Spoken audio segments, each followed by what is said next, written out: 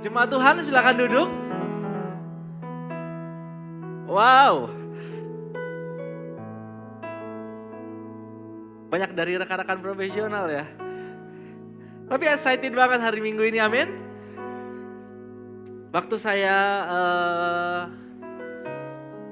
tahu bahwa kesempatan untuk share firman Tuhan di ibadah Minggu, saya excited sekali. Karena yang saya mau bagikan ini salah satu hal yang paling membuat saya sangat tahu bahwa saya berbeda dengan orang lain. Oh, saya berbeda dengan orang bukan Kristen. Ada identity yang berbeda ketika saya bicara tentang kasih dengan orang lain. Ada sesuatu yang ketika di-compare antara orang Kristen dengan orang lain yang influence-nya bukan Yesus, itu kasih. Karena jelas banget firman Tuhan itu menceritakan bahwa Yesus datang ke dunia ini hanya untuk merepresentatifkan kasihnya Bapa kepada kita. Amin. Hanya untuk menjelaskan kepada kita bahwa Bapa sangat mengasihi saya. Amin. Boleh coba bilang kanan kirinya, Bapa sangat mengasihi saya. Anyway, selamat hari Minggu juga buat jemaat Tuhan yang sedang beribadah online. Selamat hari Minggu.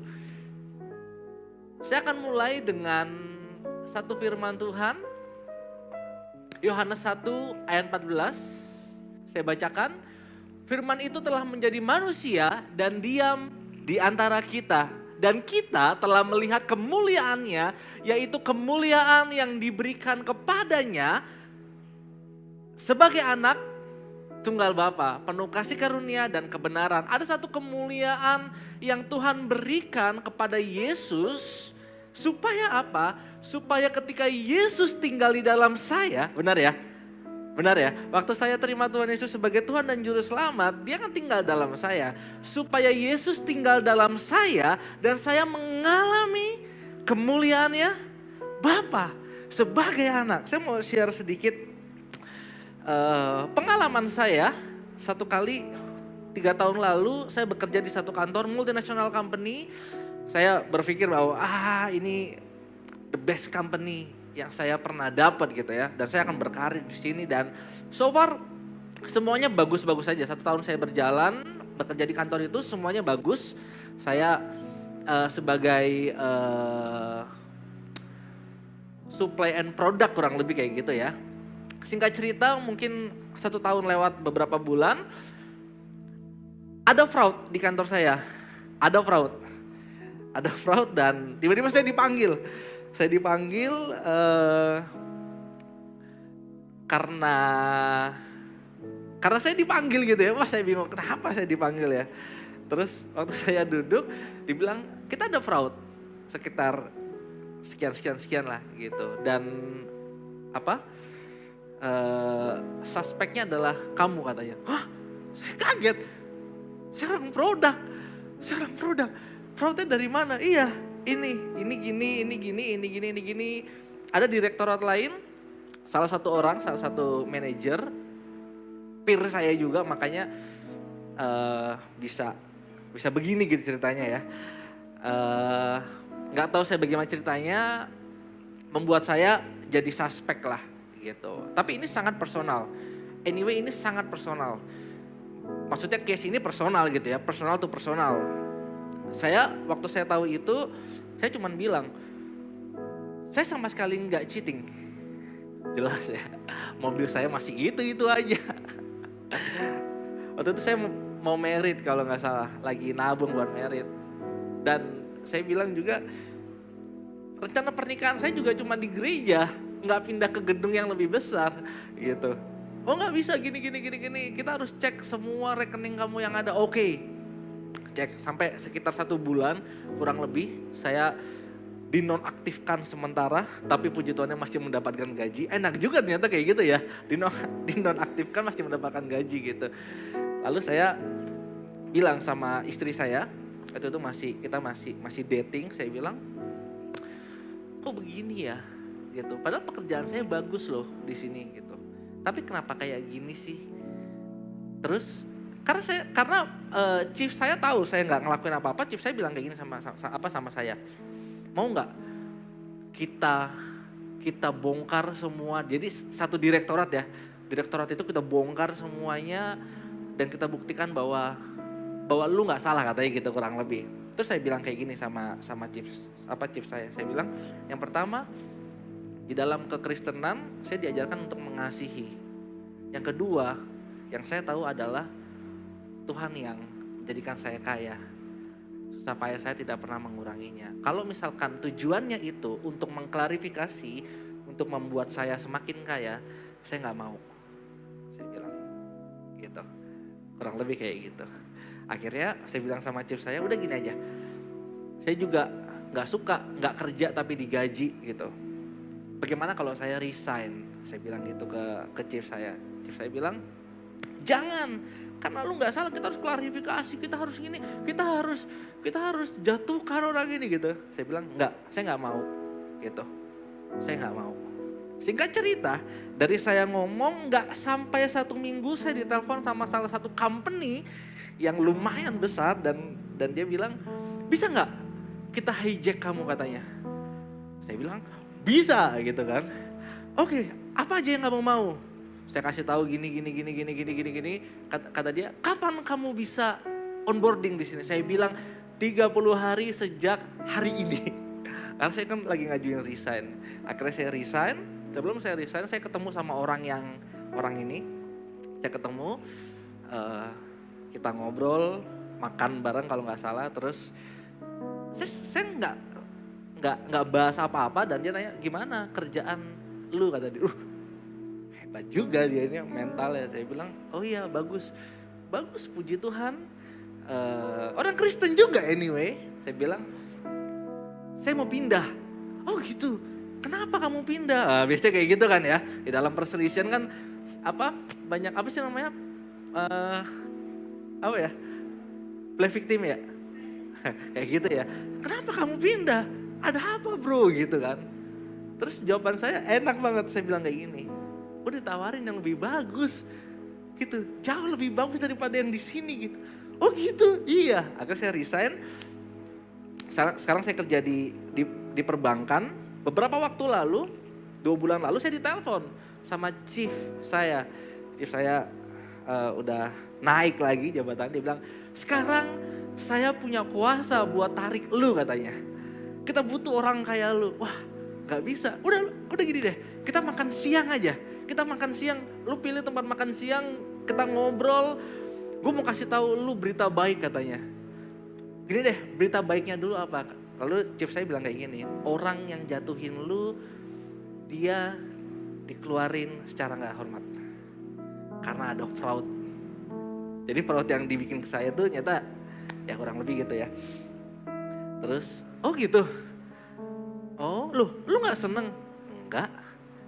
Gue seneng karena gue dapat promosi di tempat lain. Gitu.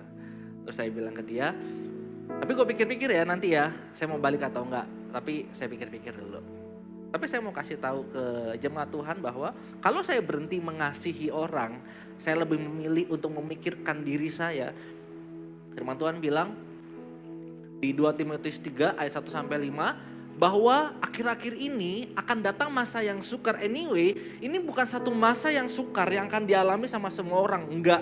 Tapi firman Tuhan bilang masa sukar ini hanya dialami sama orang-orang yang mencintai dirinya sendiri dan menjadi hamba uang. Mereka akan membual dan menyombongkan diri, mereka akan menjadi pemfitnah, mereka akan berontak terhadap orang tua dan dia tahu berterima kasih, tidak mempedulikan agama. Tidak tahu mengasihi, tidak mau berdamai. Ketemu orang yang kayak gini ya, gak mau mengasihi, gak mau berdamai.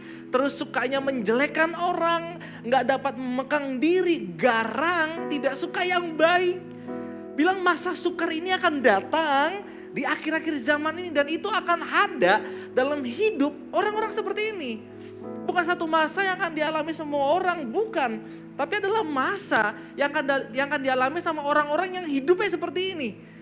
Secara lahiriah mereka menjalankan ibadah mereka, tetapi hakikatnya mereka memungkiri kekuatannya. Jauhilah mereka itu.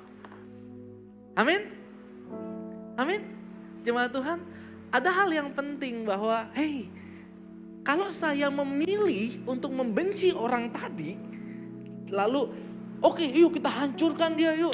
Saya tinggal buktikan aja. Saya buktikan, lalu dia akan kena surat peringatan, lalu akan dikeluarkan dari kantor. Pertama, apa yang saya pelajarin?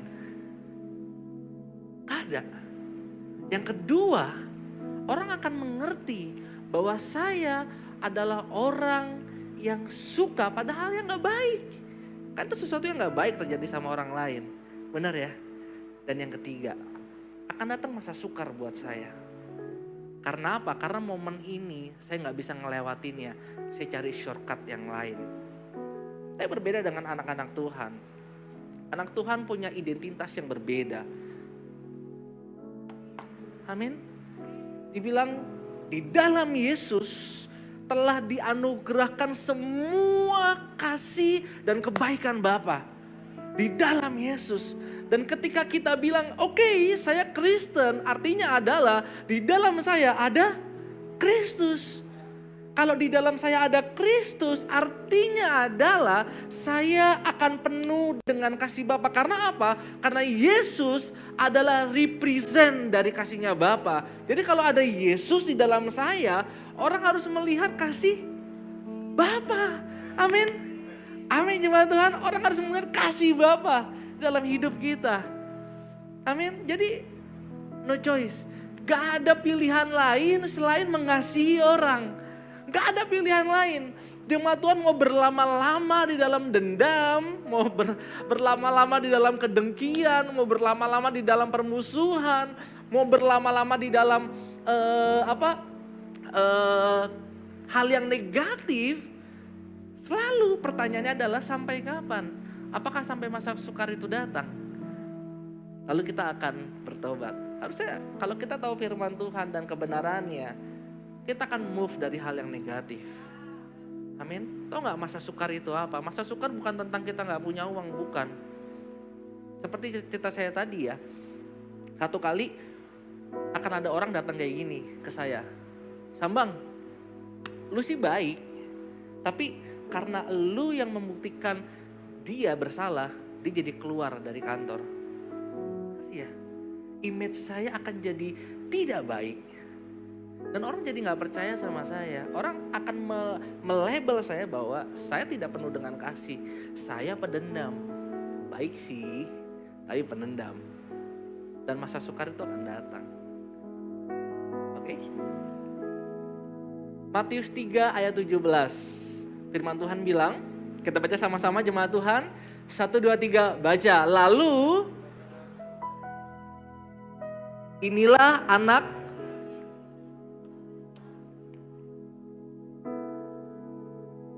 Kita baca kalimat yang terakhir ya. Sama-sama ya. Kita baca kalimat yang terakhir. 1, 2, 3, baca. Kita berkenan. Kita berkenan karena Allah mengasihi kita.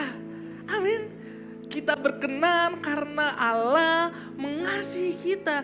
Jadi semua kebaikan Bapa yang kita terima, uang kita, mobil kita, keluarga kita, semua yang ada itu karena Tuhan berkenan mengasihi kita. Karena Tuhan berkenan mengasihi kita. Oke? Bahkan saya kasih gambaran yang lebih besar. Bahkan Yesus mati di kayu salib itu adalah karena perkenanannya Tuhan sama kita. Jadi ada hal yang lebih penting daripada hidup dan punya uang banyak gitu ya kurang lebih ya. Yaitu apa? Mengerti bahwa kita berkenan dan dikasihi Bapa. Amin. Saya pernah bilang sama anak-anak yang saya bimbing, saya bilang kayak gini. Gak ada yang salah dengan bekerja. Gak ada yang salah dengan punya uang. Tapi saya punya pertanyaan. Kalau kamu punya banyak uang, bukankah hidupmu jadi semakin bingung?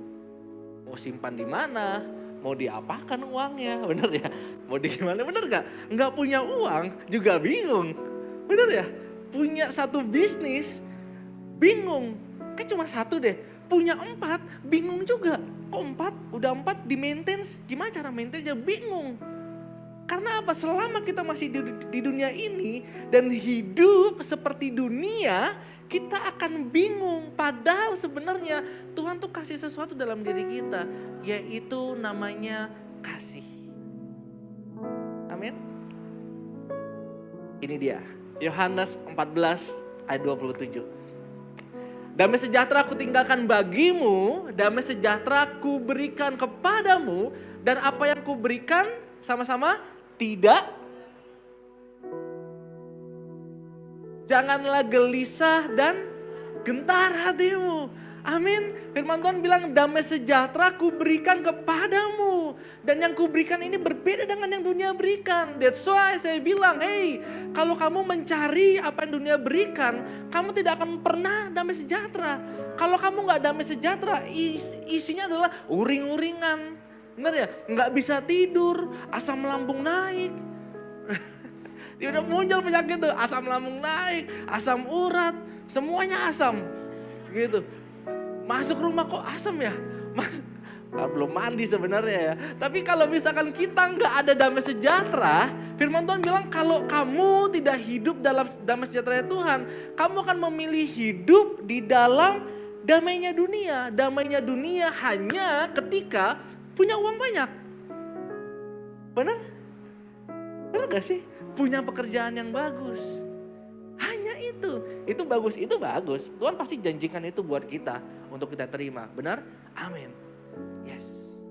Tapi Tuhan tidak kasih damai sejahtera dalam diri kita karena itu. Damai sejahtera yang Tuhan kasih adalah ketika kita memandang Bapa yang melayakkan kita. Amin ya. Maka Tuhan bilang jangan gelisah dan jangan gentar hatimu. Karena Tuhan tahu sekali kalau kamu tinggal di dalam kasih-Nya Tuhan, kamu akan ngalamin damai sejahtera Tuhan. Dan kalau kamu ngalamin damai sejahtera Tuhan, Tuhan pastikan kamu tidak pernah gelisah dan gentar. Amin. Kamu tidak pernah gelisah dan gentar. Gimana ya? Kok saya nggak naik promosi ya? Hei, bukannya firman Tuhan bilang Tuhan yang membuat kamu berhasil. Waktu kita ingat itu, iya juga ya. Pasti Tuhan buat saya berhasil. Kita gak akan pernah gelisah dan gentar. Orang ini ngomongin saya, orang ini berusaha menjatuhkan saya. Firman Tuhan bilang Tuhan yang membuat hati raja-raja itu berpihak sama kita. Amin. Dan kita akan bilang, iya juga ya. Orang lain mau bagaimana terserah. Kalau Tuhan sudah menetapkan saya naik, saya pasti naik. Ini ya. Maka Tuhan bilang jangan gentar hatimu, jangan gelisah. Karena kalau kamu gentar dan gelisah, kamu tuh gak bisa mengasihi orang. Firman Tuhan, kasih yang kita terima itu bukan dari usaha kita, bukan dari usaha manusia juga. Make it firm, jemaat Tuhan. Kasih yang kita terima itu bukan dari usaha kita, bukan juga dari usaha manusia. Amin. Melainkan dari kasih-Nya Bapa kepada kita. Saya banyak sekali ayat hari ini, beberapa ayat. Saya mau firm bahwa kita semua tahu dasar dari mengasihi itu bukan cuma mengingat bahwa Tuhan mengampuni saya, that's why saya mengampuni dia. Bukan, itu aja. Bukan. Tapi dasar dari mengampuni orang lain adalah mengingat bahwa ada Yesus dalam hidup kita. Ada cerita yang menarik. Saya dapetin ini minggu lalu. Ingat ya cerita tentang Tuhan Yesus menempelkan telinga kepada prajurit yang menangkap Yesus di Taman Getsemani. Ingat ya cerita ini ya. Ketika Yesus ditangkap di Taman Getsemani, Yudas bilang itu orangnya. Lalu Yesus ditangkap. Lalu siapa yang mensabet telinga pasukan ini? Siapa namanya? Petrus. Benar ya? Muridnya yang mendengar firman Tuhan yang bilang, Tuhan kalau ada apa-apa saya yang akan bela kamu. Saya orang yang paling percaya sama kamu. Tapi hebatnya Yesus, the best banget. Bahkan sebelum dia naik ke kayu salib, ada satu mujizat terakhir yang dia lakukan. Tahu namanya apa? Mengampuni. Benar gak sih? Benar ya? Satu mujizat terakhir yang Yesus lakukan sebelum dia naik ke kayu salib. Namanya apa? Mengampuni. Menurut saya, menempelkan telinga yang putus itu hal yang biasa buat Yesus. Benar gak? Yesus bisa bangkitin Lazarus yang mati. Kalau cuma nempelin telinga mungkin dari jarak 10 meter ya set, das, nempel gitu ya. Mungkin gitu. Atau tinggal dibilang, hei telinga kembali ke posisimu. Bisa. Benar gak? Saya yakin itu bisa. Tapi ada mujizat terakhir yang Tuhan mau tunjukkan sama Petrus. Namanya mengampuni. Di depan Petrus, Tuhan menyatakan kebaikannya. Di depan Petrus. Bahkan di depan Petrus kalau jemaat Tuhan baca, ketika Petrus menyangkal Yesus 3 kali, firman Tuhan bilang itu persis di depan Yesus. Tuhan menyatakan kebaikannya. Jemaat Tuhan, gak ada salahnya kita belajar buat mengasihi orang lain. Benar? Gak ada salahnya kita buat berhenti selfish. Benar ya? Gak ada salahnya buat satu kali siapa yang tenaga yang hebat, datengin orang yang menyakiti kamu. Gak usah bawa firman Tuhan, datengin dan bilang, hei ada waktu kosong gak? Makan toprak yuk. Ngeri ya? Bener gak sih? Satu kali datengin dia dan gue suka kopi, lu mau kopi apa? Kopi gula aren atau kopiko gitu ya. Masih ada gak sih kopiko? Gitu. Bener gak? Gak usah yang ribet-ribet, gak usah yang Tuhan berkata saya harus mengampuni kamu. Sini, aku mengampuni kamu seperti Bapa mengampuni saya gitu. Gak usah kayak gitu. Datengin dia dan bilang, makan nasi campur yuk di BSD. Saya yang traktir, kamu yang nyupir. Nah gitu ya. Duduk aja makan. Share kebaikan Tuhan di hidup kita. Saya ada uang nih. Saya dengar kamu lagi sakit. Kamu mau saya doain atau mau saya bawa ke dokter? Gimana kalau saya doain lalu kita makan babi? Kan gak jadi ke dokter ya. Sembuh kan. Uangnya buat makan babi gitu ya. Betul gak? Daripada kita berhenti dan memilih untuk selfish. Dia yang salah. Dia yang gini. Dia yang gini. Nah, yang pertama, orang gak belajar dari hidup kita. Yang kedua, kita juga gak belajar. Itu jelas. Yang ketiga, gak ada dampak baik dalam hidup kita. 1 Yohanes 1 ayat 16, karena dari kepenuhannya, kita semua telah menerima kasih karunia demi kasih karunia. Benar? Tahu gak sih jemaat Tuhan? Saya itu gak mampu memaafkan orang pada dasarnya. Kenapa? Karena di dalam pikiran saya akan selalu ingat semua yang saya alami. Benar gak? Kecuali saya benturin kepala saya gitu, tembok, dar. Ya kalau gak meninggal, hilang ingatan gitu ya. Atau gak bonyok gitu. Tapi di dalam pikiran saya gak bisa lupain kejadian-kejadian yang saya alamin. Baik atau buruk. Benar? Tapi firman Tuhan jelas bilang, karena dari kepenuhannya kita semua telah menerima kasih. Karena dari kepenuhannya Tuhan, kita semua menerima kasih. Jadi kalau saya datengin orang dan saya mengampuni orang tadi, itu bukan karena saya bukan karena saya memaksakan diri saya untuk mengampuni dia, bukan. Karena saya mengalami kelimpahan kasih karunia Tuhan. That's why kelimpahan itu akan melimpah juga ke orang lain. Namanya juga kelimpahan. Benar ya? Kalau jemaat Tuhan datang ke gunung apa sih sumber air ini? Gunung Salak gitu misalkan ya. Anggap aja Gunung Salak ya. Memang sih di Gunung Sindur ada air juga ya. Tapi berbeda ya. Kita datang ke gunung itu gitu. Itu kan melimpah airnya. Badan saya kering banget. Lalu saya masuk ke sumber air. Benar? Lalu saya tarik satu orang ke sumber air, habis nggak airnya? Enggak. Saya tarik lagi orang yang kedua ke sumber air, habis nggak airnya? Enggak. Saya tarik lagi orang yang ketiga, enggak. Bahkan air ini, dari sumber air ini bisa memberikan minum banyak orang di Indonesia. Benar ya? Artinya sumber kasih yang saya terima, itu juga bisa disuplai ke orang lain. Karena kasih ini gak pernah habis. Karena namanya adalah kelimpahan. Kalau kita gak mengampuni orang, berarti kita gak ngalami kelimpahan. Itu namanya enough.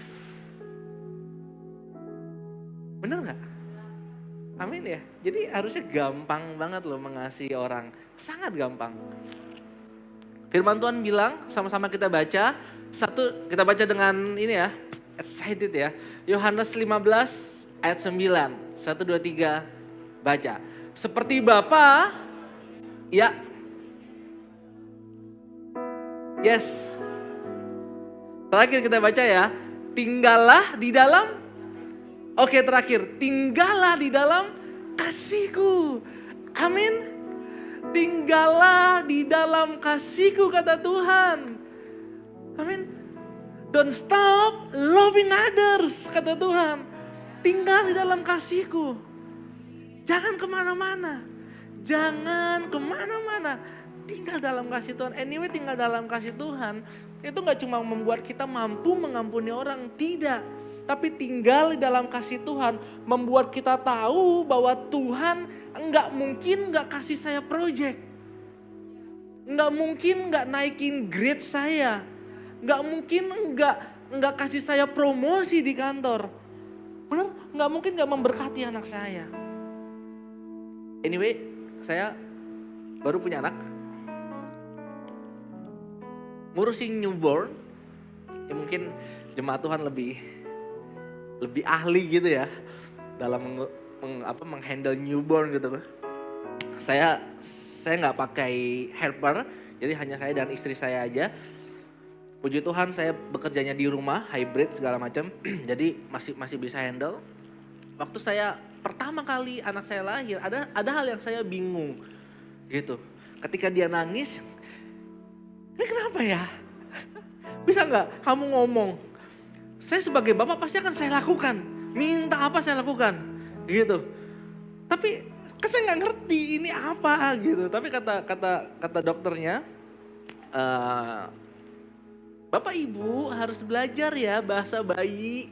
Oh, ada bahasanya dok? Ada bahasanya. Kalau ngereoknya begini, lapar. Ngereoknya begini, ini pampersnya harus diganti, ngereoknya begini, ini gini. Oh gitu. Berjalannya waktu saya mulai belajar bahasa bayi. Oh ngereok kayak gini nih, oke, ayo ganti pampers. Terus ngereok kayak gini, oh minum susu. Ngereok kayak gini tidurnya gak nyaman, saya mulai tahu itu. Tapi dari semua pengetahuan yang saya tahu, ada hal yang menarik buat saya ketika menjadi bapak yang baru. Ketika anak saya nangis, saya mulai sedikit melakukan hal ini. Sebentar sebelum ganti pampers, sebelum kadang suka gumoh ya, sebelum biasanya kalau orang tua, aduh kenapa gumoh gitu. Habis saya lap, lagi nangis segala macam, saya suka ambil terus saya peluk. Terus saya bilang, it's okay. Saya bilang, it's okay, nggak apa-apa. Gitu. Kadang gumoh di sini gitu, nggak apa-apa. Gitu. Ketika dia, wah, saya peluk, saya tepok-tepok, saya elus, saya bilang, it's okay, nggak apa-apa sayang. Gitu. Ada bapak di sini, ada ibu di sini, ada kita berdua di sini jagain kamu. Terus saya tepok-tepok, tenang aja kamu. Terus dia mulai diem, mulai ada suaranya, gitu ya. Terus mulai nyender, gitu. Terus saya tahu bahwa di luar dari semua pengetahuan tentang kedokteran, tentang spesialis anak, ternyata yang membuat anak saya nyaman adalah ketika merasakan kasih orang tuanya. Benar enggak? Benar ya? Benar ya? Amin ya? Amin. Ketika saya belajar ini, ternyata benar ya. Kadang saya datang ke Tuhan, kadang saya berinteraksi sama orang penuh dengan emosi. Wah, datang ke Tuhan, kenapa gini, ini dia begini, saya kesal, saya gini, saya nggak punya ini, saya perlu ini. Dalam semua kekhawatiran saya, ketika saya tinggal tenang dalam kasih-Nya Bapa, saya duduk dan saya ngerasain, Tuhan baik ya. Tuhan baik banget ya. Itu the best ever. Benar gak? Kadang saya, ya kita harus belajar ini ya. Kadang saya duduk makan siang gitu sama istri saya. Habis kita masak, saya makan. Terus saya, puji Tuhan ya. Puji Tuhan makanannya enak, puji Tuhan ya ini ya. Puji Tuhan ya ini ya. Puji Tuhan ya, Tuhan baik ya. Tuhan baik ya buat ini. Tuhan baik ya buat salary yang selalu datang di setiap tanggal sekian. Tuhan baik ya. Tuhan baiknya kita bisa tidur enak, Tuhan baiknya. Benar? Kalau kita gak lakuin ini, ketika saya keluar rumah isinya adalah kebingungan, uring-uringan. Benar ya? That's why tinggal dalam Tuhan, merasakan kebaikan Tuhan, hal yang paling menyenangkan. Yohanes 15 ayat 11 sampai 17. Saya akan bacakan ayat ganjil, jemaat Tuhan baca ayat genap. Semuanya, saya bacakan ya. Kita mulai. Semuanya itu kukatakan kepadamu supaya sukacitaku ada di dalam kamu dan sukacitamu menjadi penuh. Silakan jemaat Tuhan.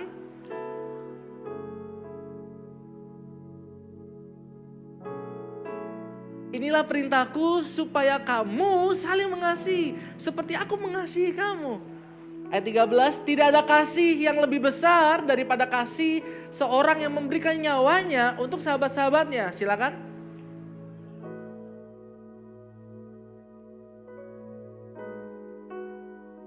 Aku tidak menyebut kamu lagi hamba, sebab hamba tidak tahu apa yang diperbuat oleh tuannya. Tetapi aku menyebut kamu apa?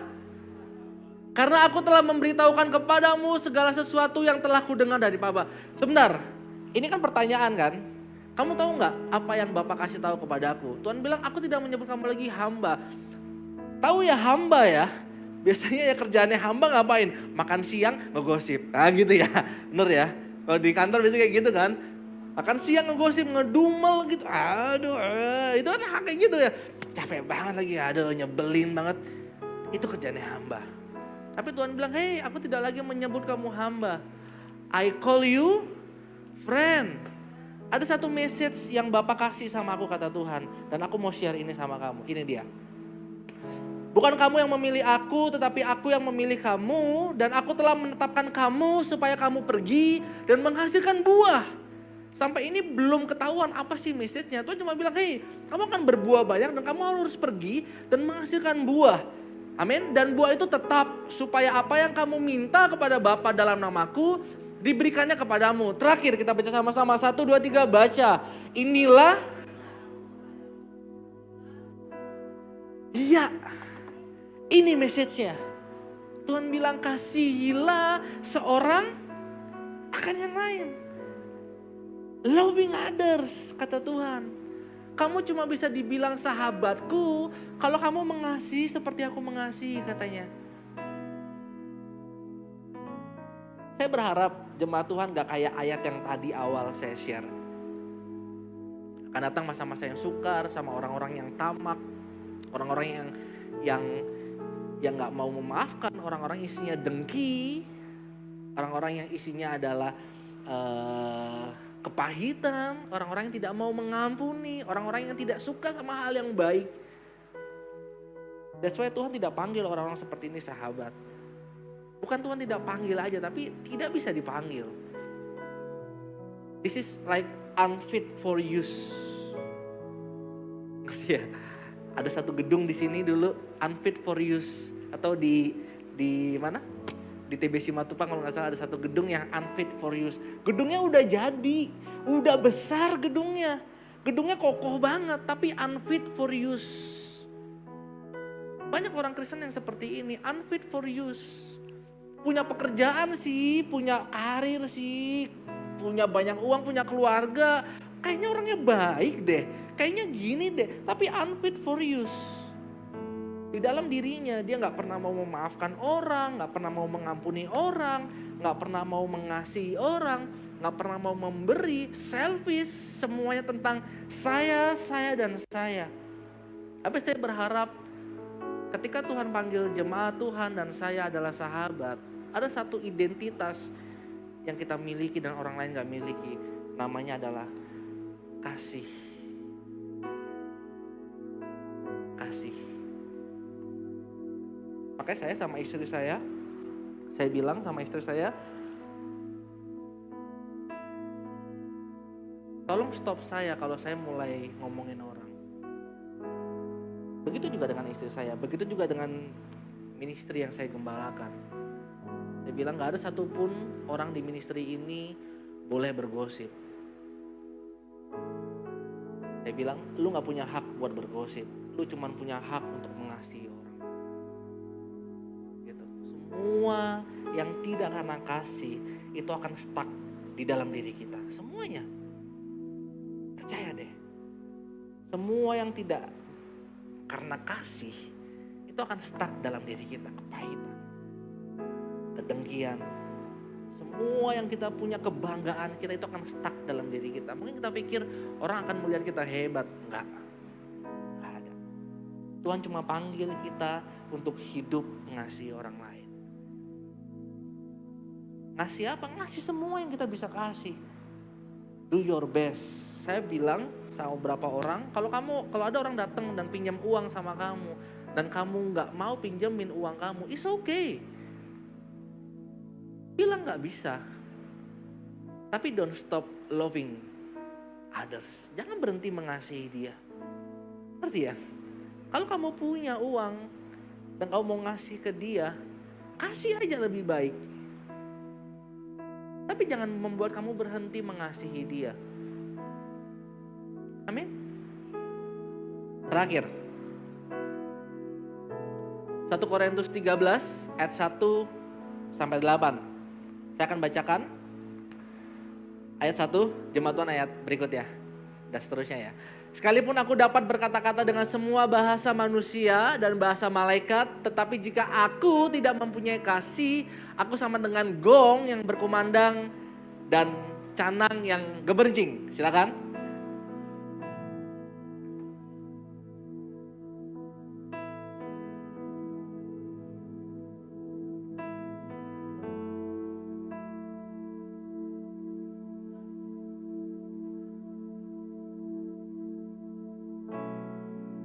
Dan sekalipun aku membagi-bagikan segala sesuatu yang ada padaku, bahkan menyerahkan tubuhku untuk dibakar, bahkan kayak gini loh, menyerahkan tubuhku untuk dibakar, tetapi jika aku tidak mempunyai kasih, sedikit pun tidak ada faedahnya bagiku.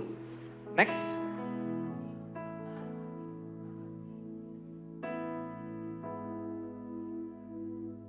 Kita sering banget dengar ayat ini ya, bener ya? Tapi seberapa sering ini diimplementasikan di hidup kita? Bener? Jangan-jangan kita itu gak sabar, kita itu gak murah hati, kita itu gampang banget cemburu, kita itu sangat sering memegahkan diri dan sombong. Saya sambang ya, tapi itu sombong. Saya sambang. Ayat 5, ia tidak melakukan yang tidak sopan dan tidak mencari keuntungan diri sendiri. Ia tidak pemarah, ini kasih. Ia tidak pemarah dan tidak menyimpan kesalahan orang lain. Itu namanya kasih. Gitu. Kita bisa ingat kesalahannya dia, kita bisa ingat. Tapi gak usah disimpan. Kan kita gak bisa lupain kesalahan dia kan. Tapi gak perlu disimpan dong. Bener? Gak perlu disimpan. That's why release pengampunannya. Ayo dong. Ayo. Amin. Kalau kita tahu bahwa Tuhan memberkati hidup kita, harusnya di part ini Tuhan juga memberkati kita kok. Amin. Ayat 6 silakan.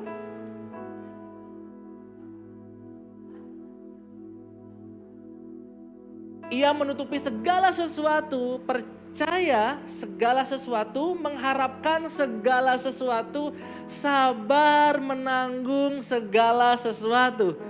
Benar? Dibilang sabar menanggung segala sesuatu. Silakan, kasih.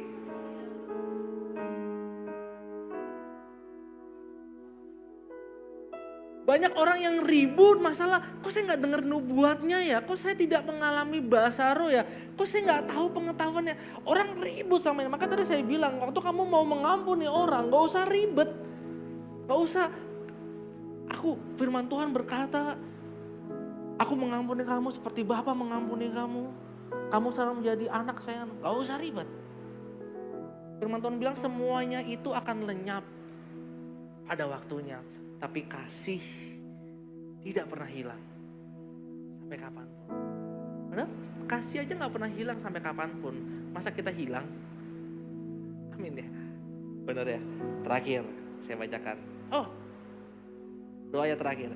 Demikianlah tinggal 3 hal ini, yaitu iman, pengharapan, dan kasih. Dan yang paling besar diantaranya ialah kasih. Amin. Dan yang paling besar diantaranya ialah kasih. Tuhan banyak banget share bahwa ayo kita harus punya pengharapan. Hanya iman yang menyelamatkan kita. Itu sangat firm.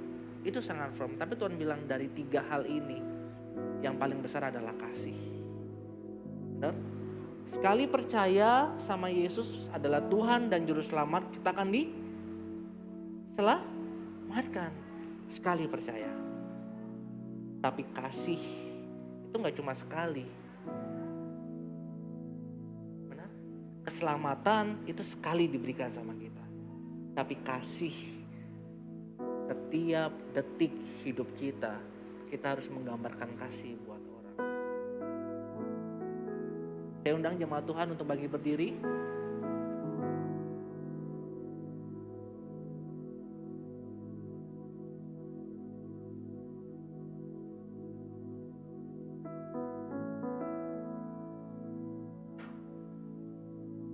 Perkara kasih, jemaat Tuhan, perkara kasih ini bukan hal yang harus dilakukan sama orang dewasa, sama orang yang punya banyak uang, sama orang yang khotbah bahkan di tempat ini. Enggak juga.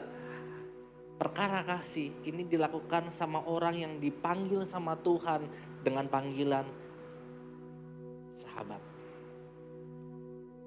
Kata Tuhan, kalau kamu adalah sahabatku, kamu akan mengerti apa yang aku lakukan.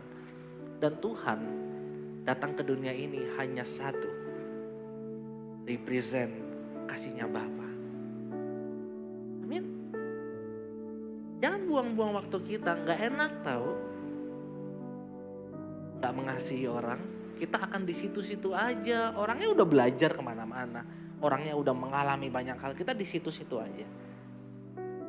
Kayaknya kita harus ambil satu keputusan dalam hidup kita untuk mengasihi orang. Kalau selama ini kita gak pernah mengasihi orang, selama ini kita masih mikirin diri kita masih mikirin tentang apa yang kita pakai, siapa saya, orang melihat saya seperti apa. Kayaknya hari ini harus jadi turning back buat kita. Pilih keputusan yang besar dalam hidup kita. Ayo kita mengasihi orang. Biar orang dapat melihat kasih Bapa melalui hidup kita. Amin. Ayo kita berdoa.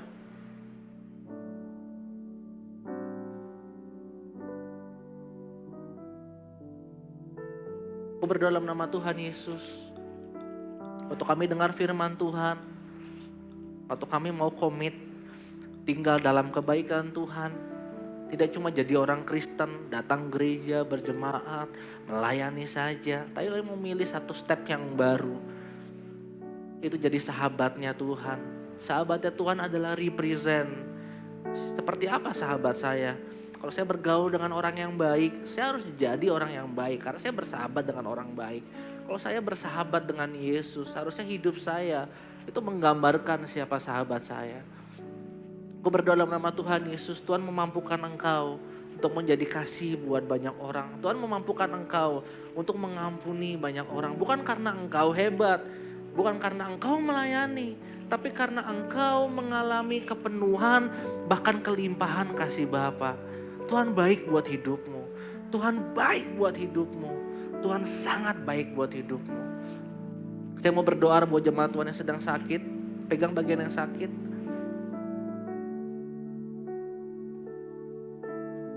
Aku berdoa dalam nama Tuhan Yesus buat setiap tangan yang memegang bagian yang sakit. Dalam nama Tuhan Yesus, setiap sakit penyakit jadilah tahir. Satu kali ada orang kusta datang kepada Yesus dan bilang, Tuhan, maukah engkau menyembuhkanku? Kalau engkau mau, aku pasti sembuh. Lalu Yesus bilang, iya, aku mau. Dan jadilah tahir orang itu. Bahkan Tuhan tidak hanya mau, Tuhan datang dan mendekap dia. Dan dia menjadi sembuh. Aku berdoa dalam nama Tuhan Yesus, Tuhan yang sama yang membangkitkan Lazarus, Tuhan yang sama yang menyembuhkan engkau. Dalam nama Tuhan Yesus, setiap sakit penyakit, jadilah tahir, jadilah sembuh, jadilah sembuh. Terima kasih Tuhan, ucap syukur Tuhan dalam nama Tuhan Yesus, Engkau baik, Engkau yang selalu menjaga hidup kami, Engkau selalu memegang hidup kami. Biar gambaran Kristus itu dinikmati banyak orang melalui hidup kami. Kayak mengucap syukur, mari kita angkat tangan kita. Aku berdoa dalam nama Tuhan Yesus memberkati engkau. Dia memandang engkau sebagai anak kesayangannya. Bahkan dia tidak menyayangkan anaknya yang tunggal supaya engkau mengalami kasihnya. Diberkatilah engkau di studimu, di keluargamu, di pekerjaanmu, di semua yang kau lakukan. Engkau pasti berhasil. Shall be blessed.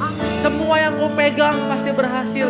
Semua yang kau injak menjadi milik kepunyaanmu. Diberkatilah engkau. Mari kita baca statement iman kita. Aku percaya aku telah dikuduskan, telah dibenarkan, telah disucikan. Aku percaya aku dikasihi, diberkati, berkelimpahan dan sehat. Aku adalah pemenang.